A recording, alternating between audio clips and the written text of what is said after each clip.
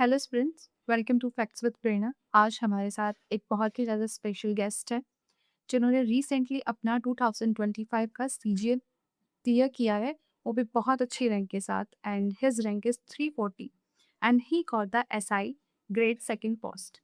सो इस पोस्ट के बारे में बहुत ही कम बच्चे हैं और बहुत ही कम जानते हैं, क्योंकि इसमें एक अदर पेपर होता है मीन्स के साथ में, जिसमें बहुत कम बच्चों को इसके बारे में पता है।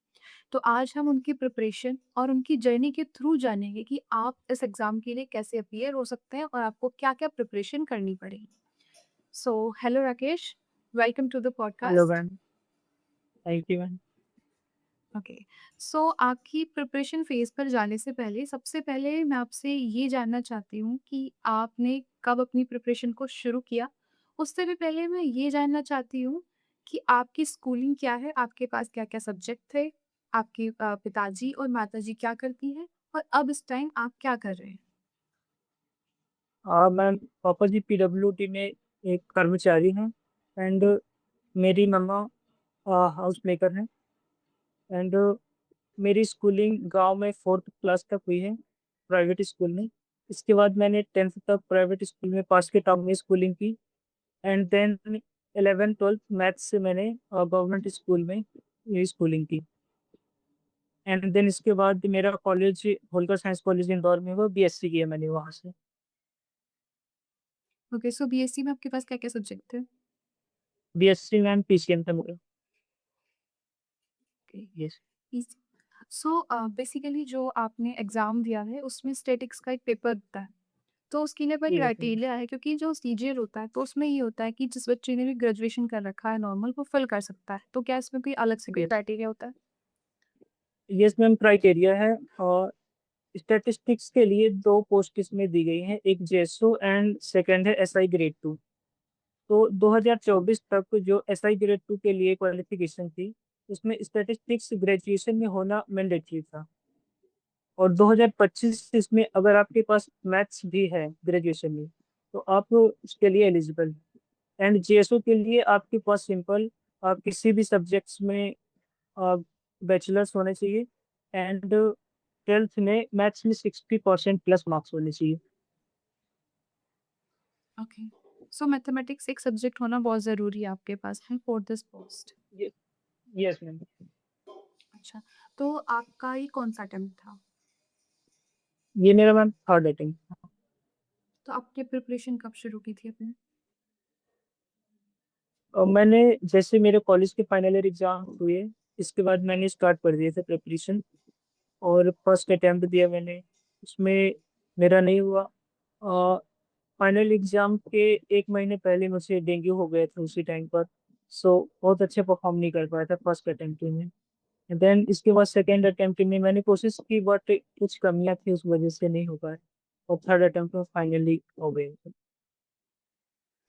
सो जब आपने सीजीएल का प्री दिया था तो उसमें तो चारों सब्जेक्ट आते हैं आपके, जिसमें यस आपके मैम। 4 इंग्लिश हो गया, रीज़निंग हो गया, जीएस और हाँ। मैथमेटिक्स। सो हम ना अभी सब्जेक्ट वाइज़ स्ट्रैटेजी पे चलते हैं। सबसे पहले जो बच्चों को डर सताता है वो है इंग्लिश का। इंग्लिश में बहुत सारे बच्चे हैं कि हम यूपी बोर्ड से हैं, हम स्टेट बोर्ड से हैं, इंग्लिश करने में बहुत दिक्कत आती है। तो आपने इंग्लिश को कैसे प्रिपेयर किया? इंग्लिश तो मैम मैंने ग्रामर पर्टिकुलर टीचर से, किसी भी अच्छे टीचर से आप पढ़ सकते हैं। कंप्लीट करिए ग्रामर बुक सबसे पहले। देन इसके बाद वो कैप की क्लासेस लीजिए रेगुलर। तो 5 10 जितने भी आप वर्ड डेली याद कर सकते हैं करिए, सेंटेंस बनाइए उन पर। तब जाके वो कब याद होगी आपको। और कॉम्प्रिहेंशन के लिए आप एडिटोरियल ले सकते हैं, अगर ले सकते हैं बहुत अच्छी बात है। एडिटोरियल लीजिए, इसके थ्रू आपकी कॉम्प्रिहेंशन इंप्रूव होगा, वो कैप भी इंप्रूव होगी। और ग्रामर आप एक बार कर लेंगे, फुर्सत हो जाएंगी ग्रामर से हमेशा के लिए। तो हमें कुछ ऐसा पर्टिकुलर होता है कि जैसे कि हमने ग्रामर के चैप्टर कंप्लीट कर लिए थे, फिर हमें कुछ जी मॉक्स भी लगाने चाहिए। बिल्कुल बिल्कुल। तो और आपने तो कौन आप हुँ। मैंने आरबी के मॉक्स लिए थे कुछ, और अदर प्लेटफॉर्म्स के भी मेरे पास मॉक्स थे। मैंने ग्रामर पढ़ने के बाद प्रैक्टिस की मॉक्स से, जो क्वेश्चन मुझसे नहीं बने उनको मैंने नोट डाउन किया।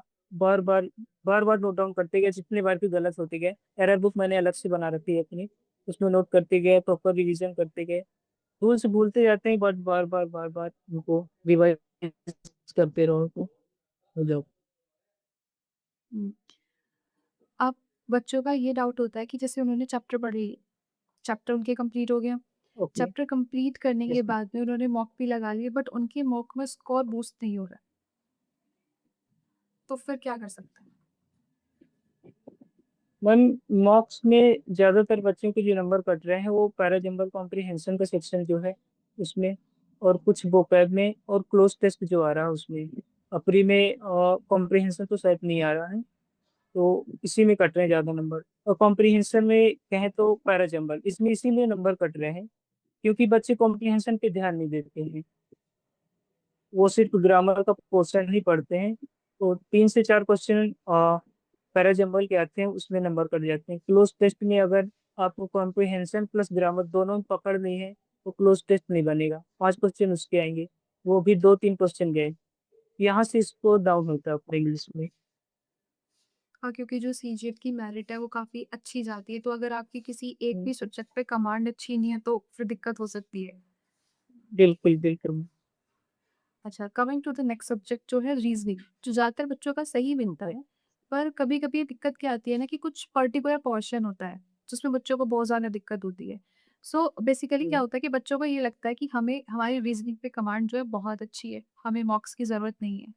सो अगर हम्म। वो मॉक्स लगाते हैं लास्ट टाइम पर, फिर उनको बहुत ज़्यादा कम मार्क्स आते हैं, लो मार्क्स आते हैं, तो आपकी क्या स्ट्रेटजी रही है? मैंने सबसे पहले सिलेबस कंप्लीट किया था और रीजनिंग का। उसके बाद मॉक्स लगाने स्टार्ट किए, जो क्वेश्चन नहीं बन रहे थे उनको मैंने प्रैक्टिस। और कुछ यूट्यूब चैनल्स हैं जो टफ क्वेश्चंस करके प्रीवियस ईयर एग्जाम्स के हैं वही कराते हैं रीजनिंग की, क्योंकि इजी क्वेश्चन करने का कोई मतलब नहीं है रीजनिंग में। तो हुँ। टफ क्वेश्चंस जो टीचर्स करा रहे हैं यूट्यूब पर, उनकी मैंने प्रैक्टिस की बार बार। नया वीडियो आया टफ क्वेश्चंस का प्रीवियस ईयर का, उनको लगाया मैंने। तो इजी क्वेश्चन तो आ रहे हैं मुझे, पर पर्टिकुलर सब्जेक्ट में और टॉपिक में जो क्वेश्चन कोडिंग रिकॉर्डिंग के बहुत अच्छे क्वेश्चन आते हैं सीजीएल में, तो इजी क्वेश्चन बन जाते हैं, टफ क्वेश्चन में फंसते हैं। तो उनकी प्रैक्टिस मैंने पहले से कर रखी थी उनसे, जो टफ क्वेश्चन टीचर्स ने करा रखे थे। ये स्ट्रेटजी थी मेरी रीजनिंग के लिए। कोई पर्टिकुलर टीचर मतलब आपने कि उन्हीं से पढ़ा है? रीजनिंग के लिए कोई पर्टिकुलर टीचर नहीं है मेरे पास। कमल छावरा सर हैं, उनसे मैंने जो टफ क्वेश्चन थे उनकी सीरीज लगाई थी यूट्यूब से। और अभिषेक शर्मा करके एक सर हैं, बहुत कम पॉपुलर हैं, बट मैंने उन्हीं से रीजनिंग का बेसिक कोर्स किया था यूट्यूब से ही। ओके। सो उसके बाद हम आते हैं अपनी नेक्स्ट स्ट्रेटजी जो है आपका मैथमेटिक्स, क्योंकि आपके पास तो ग्रेजुएशन में मैथमेटिक्स था। सो आपका यस। मैथमेटिक्स तो मैं समझ सकती हूँ कि एक अच्छे लेवल पर होगा, पर बहुत सारे बच्चे ऐसे होते हैं जो 10th में ही अपना मैथमेटिक्स छोड़ देते हैं। वो किस लेवल से प्रैक्टिस कर सकते हैं और आपकी क्या स्ट्रेटजी रही है मैथ्स के लिए? मेरा मैथ्स जैसा आपने कहा तो वाकई में पहले से स्ट्रांग था। एकेडमिक्स में भी बहुत अच्छा मैथ्स रहा मेरा। तो इधर मैंने गगन सर का, एक गगन सर हैं, उनका बैच लिया था। और उसको आप जीरो पे हीरो बैच करके लाते हो, उसको पूरा प्रैक्टिस करिए आप। जितना भी वो करा रहे हैं आंख बंद करके करते जाइए, मैं कहता हूँ।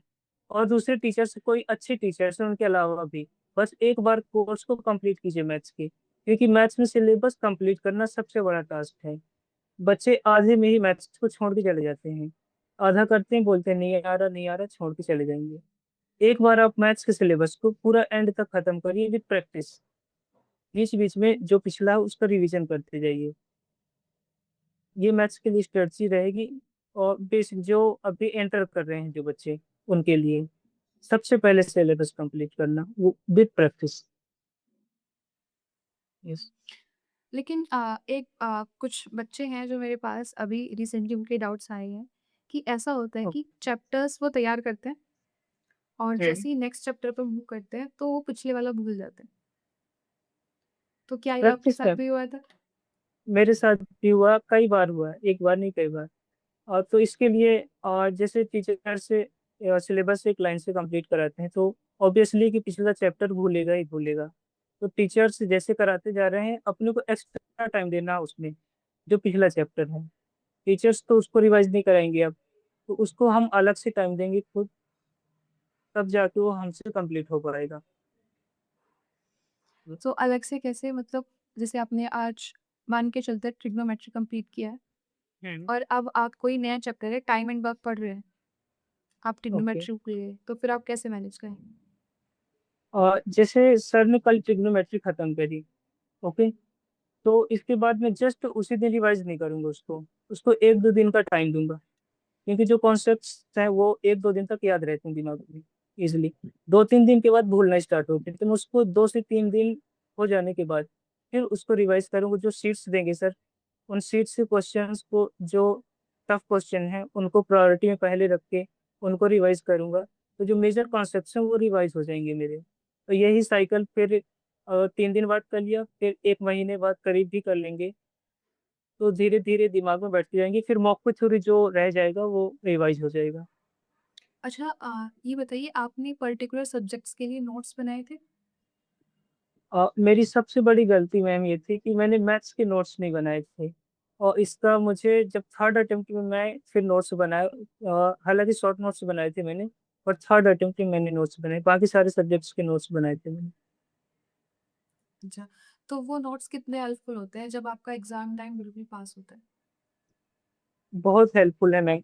रीजनिंग के लिए कुछ कॉन्सेप्ट्स रहते हैं जो कि याद तो रहते हैं, बट उनको रिवाइज करना बहुत जरूरी नहीं, ऑन द स्पॉट एग्जाम में याद नहीं आते हैं, रीजनिंग के लिए कम टाइम रहता है। और इंग्लिश के रूल्स से अगर आपके पास कंपाइल है 10-15-20 पेजेस में, तो आप उनको क्विकली रिवाइज कर लेंगे एग्जाम में जाने से पहले, तो ग्रामर के क्वेश्चन गलत होने की प्रोबेबिलिटी बहुत कम हो जाएगी। और जीएस के लिए आप नोट्स, शॉर्ट नोट्स बना सकते हैं, या फिर माइंड मैप अगर उपलब्ध हो आपके पास, तो माइंड मैप के थ्रू आप रिवाइज कर सकते हैं उनको। या हम्म, अभी हमारा लास्ट सब्जेक्ट बचा है जो सबसे ज़्यादा क्रूशियल रोल प्ले करता है, दैट इज़ जीएस। मतलब आपकी 3 सब्जेक्ट पे बहुत अच्छी डिमांड है, बट आपकी जीएस अच्छी नहीं, क्योंकि ऐसा बोलते हैं कि जो जीएस होती है ना, जो ये कॉम्पिटिटिव एग्जाम्स होते हैं, इसमें गेम चेंजर होती है। जितना ज़्यादा बिल्कुल। आप जीएस में स्कोर करेंगे उतनी अच्छी रैंक आपकी, क्योंकि बाकी तो सब चीज़ सब लोग कर ही लेते हैं। सो आपकी क्या स्ट्रेटजी रही है जीएस में? और जीएस में मैम मैंने परमार सर हैं जो शायद आप जानती हैं, एसएससी के लिए पढ़ाते हैं, और उनकी एफआरबी और यूट्यूब पर चला है उन्होंने, सीरीज है एफआरबी, उसको मैंने कंप्लीट किया था, एंड पीवाई की सीरीज भी, और दोनों के नोट्स थे मेरे पास। इनको कंप्लीट करने के बाद सर की माइंड मैप से मैं रेगुलर रिवीजन करता था।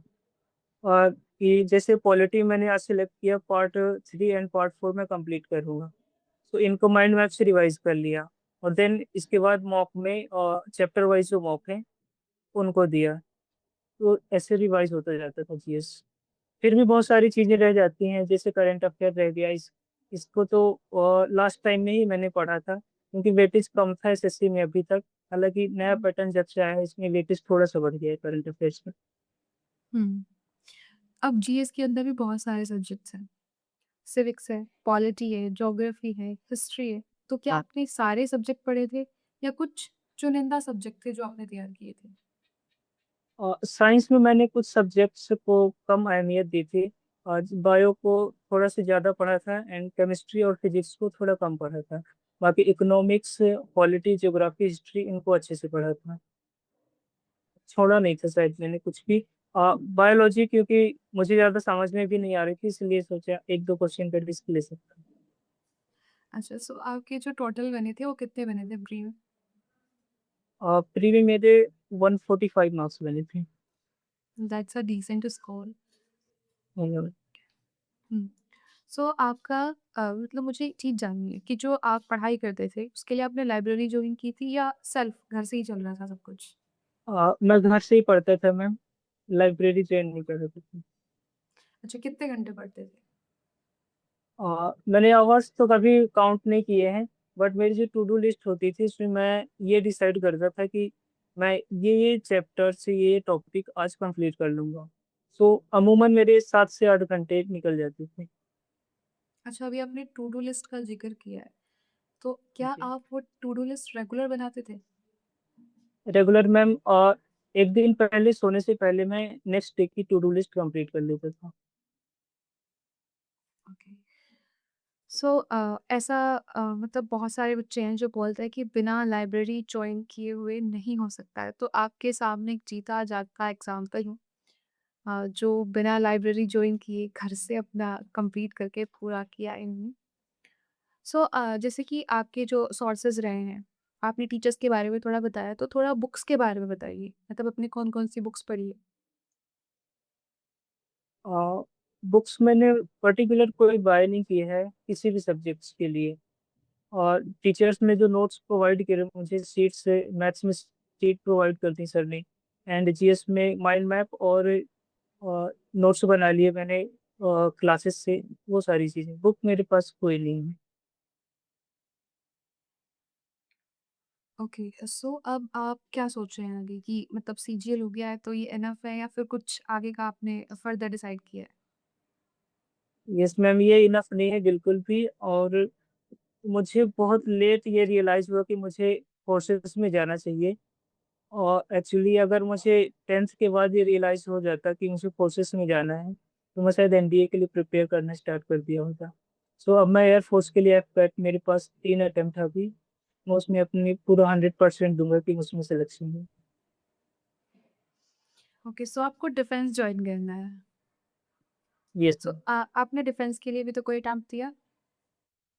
नो मैम, मैंने आईसीसी के लिए आईसीसीएससी के लिए एक अटेम्प्ट दिया था, बट सीरियस अटेम्प्ट नहीं था। आईसीसी का अटेम्प्ट दिया था मैंने, वो मेरा सीरियस अटेम्प्ट नहीं था मैम। और इसके बाद मैं एफपैट का ये जो 1/2/2026 यही अटेम्प्ट दिया उसके बाद। ओके, सो आपका एफकेट हो गया है। Yes ma'am. कब है आपकी एसएसबी? एसएससी मेरी 14 सितंबर को। ओके, सो अभी आपने फ्यूचर में डिफेंस जॉइन करना है। सो उसके लिए आपके पास एनडीए तो आई डोंट थिंक सो कि अभी आपके पास बचा है टाइम। सो आपके पास जो अटेम्प्ट बचे हैं वो सीडीएस के बचे हैं, एफकेट के बचे हैं और आईसीजी के भी आई थिंक अभी आपके पास अटेम्प्ट होंगे। Yes ma'am. अच्छा, सो अभी आपकी एज कितनी है?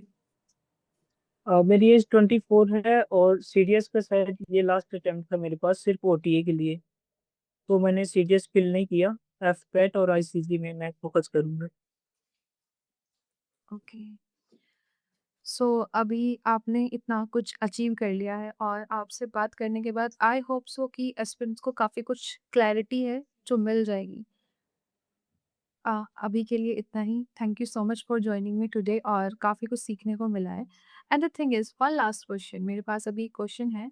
द थिंग इज़ कि जो आपका यस मैम। स्टैटिक्स का पेपर आता है, मेंस के अंदर जो स्टैटिक्स का पेपर आता है, या उसमें मतलब किस लेवल का आता है? जैसे कि 10th लेवल तक आता है आपका सीजीएल में बेसिकली। सो उसके अंदर किस एंड लेवल का आता है? और उसमें 10th लेवल के ऊपर का भी मैम रहता है, जो 10th में सब्जेक्ट्स नहीं है, जो चैप्टर्स नहीं है वो भी इंक्लूड रहते हैं उसमें चैप्टर। तो उसके लिए आपको सेपरेटली प्रिपेयर करना पड़ेगा। और आई थिंक अगर आप 2 महीने 1-2 घंटे डेली दे के प्रिपेयर करते हैं तो आप कर सकते हैं इजीली। ओके। अच्छा, जैसे कि मेंस में ऐसा होता है कि टाइपिंग टेस्ट भी होता है, तो क्या स्टैटिक का पेपर देने के बाद भी होता है? Yes ma'am. और टाइपिंग सभी पोस्ट के लिए मैंडेटरी है ऐसी चीज़ में। और कंप्यूटर का एक टेस्ट भी होता है साथ में, तो वो भी होता है? यस मैम, कंप्यूटर ही मैंडेटरी सभी पोस्ट के लिए, बट कट ऑफ स्लाइटली इसकी कम रहती है और अदर पोस्ट से। ओके। तो बेसिकली आपसे बात करने के बाद मुझे ऐसा फ़ील हो रहा है कि जो जेन्युइन क्वेश्चंस थे एस्पिरेंट के, वो मैंने आपके सामने रखे और उनसे उन सबको काफ़ी क्लैरिटी मिलेगी इस एग्ज़ाम के लिए कि उन्हें क्या करना चाहिए और क्या नहीं करना चाहिए। ओके, यस सो कांग्रेचुलेशंस और आपके आगे आने वाले फ्यूचर के लिए आपको बहुत-बहुत ज़्यादा बधाई। आप जितना मेहनत अभी कर रहे हैं, उसका आपको ज़रूर फ्यूचर में कुछ ना कुछ मिलेगा, बहुत अच्छा मिलेगा। So ma'am. Wishing you a very all the best. Thank you so much ma'am. Nice to meet you.